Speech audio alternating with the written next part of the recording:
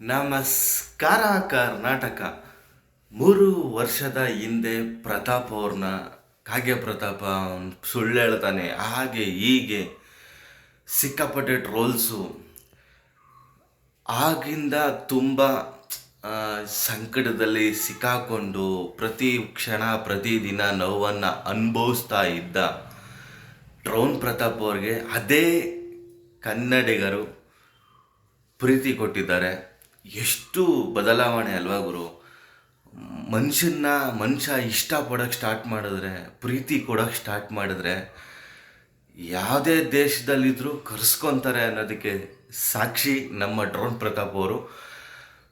ಆ ಟೈಮಲ್ಲಿ ಯಾರು ಡ್ರೋನ್ ಪ್ರತಾಪ್ ಅವ್ರಿಗೆ ಬೆನ್ನೆಲುಬಾಗಿ ನಿಂತಿದ್ರೋ, ಆ ಟೈಮಲ್ಲಿ ಯಾರು ಸಪೋರ್ಟಾಗಿ ನಿಂತಿದ್ರೋ ಅವ್ರನ್ನ ಯಾವತ್ತೂ ಡ್ರೋನ್ ಪ್ರತಾಪ್ ಅವರು ಮರೆಯೋದೇ ಬೇಡ. ಮತ್ತು ಕನ್ನಡಿಗರ ಪ್ರೀತಿ ಸಿಕ್ಕಿದೆಯಲ್ಲ, ಅದನ್ನಂತೂ ಎಂದಿಗೂ ಮರೆಯೋಕ್ಕೆ ಹೋಗಬಾರ್ದು.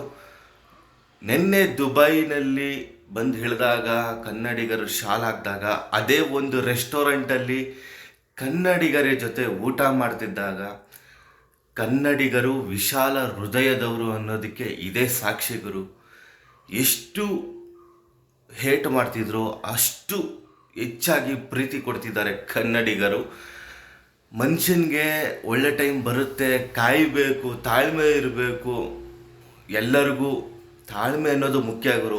ಉದಾಹರಣೆಗೆ ಡ್ರೋನ್ ಪ್ರತಾಪ್ ಅವ್ರನ್ನ ನೋಡಿ ಕಲಿಬೇಕಾಗುತ್ತೆ.